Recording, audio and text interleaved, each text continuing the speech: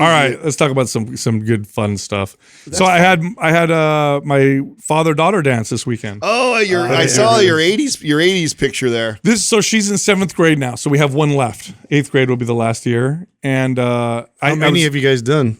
I've taken her since she was in kindergarten. Ever since we've been, He's been 8 years in a row. 8 years in a row you've been. Yeah, so ever since kindergarten. Only once you missed and you had to bring her to Disneyland. And now and I talk about this every year, but here's the goal. The idea is and this was since day one of these father-daughter dance. And I love that the school does this. And by the way, some schools stop doing these because of pressure, because they say things like, well, what about if they don't have a dad? And what about, and it's like weird. It's like, this is a great thing. Yeah. It's a great opportunity for father to bond with his daughter. And it sometimes you need to have stuff like this scheduled. Some dads are so busy or whatever, it's the only time. So anyway, I've been doing this since she was in kindergarten.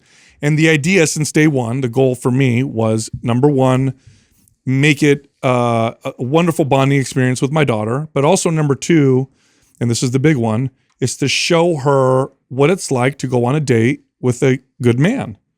So I take her, I make sure I open the door for her. I'll bring her usually flowers or a corsage. I'm very attentive, to what she's doing. And I want her to have memories of these dates with her dad so that when a douchebag takes her out, she's going to be like, you suck. This is not what a date's supposed to be like. So I'm trying to ruin it basically for every douchebag. Well, for parents out there, that's the move.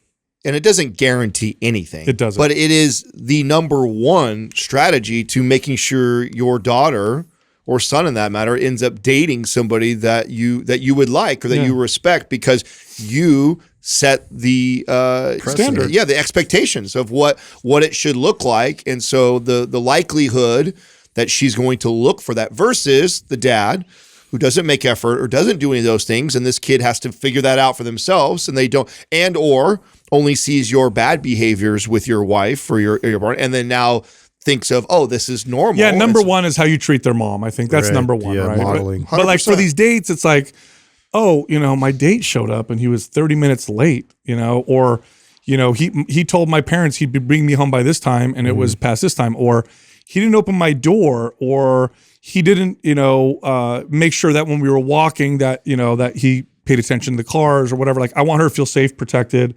I want her to know that, I want her to be with somebody who's actually respecting her. And we have conversations now, because now she's in 7th grade. So now we have conversations about, and we did this last one too on the way back, because we had a great time, right? But on the way back, I said, here's a few red flags, because you're going to start dating in the near future. I said, by the time you're 33, I think you should have your first date. I said, here's some red flags. I said, you meet a guy that doesn't like kids. I said, that's a red flag. I said, that doesn't always mean something bad, but if they don't like kids, then okay, you got to kind of pay attention to that. I said, number two, he shows up late, doesn't pay attention to you, is distracted. I said, number three, if a guy wants to do anything physical with you and you're not comfortable and you kind of say no, and he gets mad at you or pressures you, he doesn't really like you.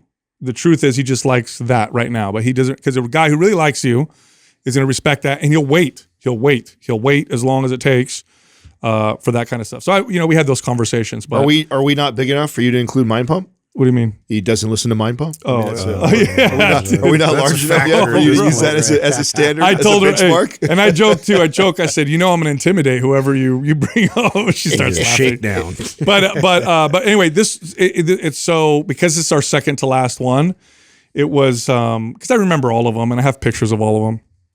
And when we first did them, when she was little, I'd show up and I'd buy her a corsage, do the whole thing, open the door, take her to dinner, and then we'd go.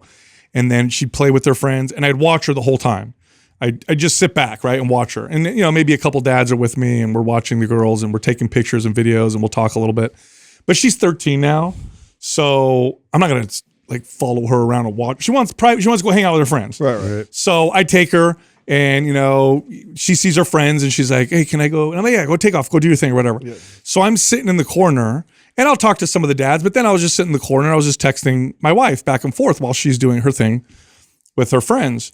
And it's so cute, right? Every song that came on that was supposed to be for the daughter and dad to dance to, or a song that she thought would be whatever, cool with dad or whatever, she'd come and find me.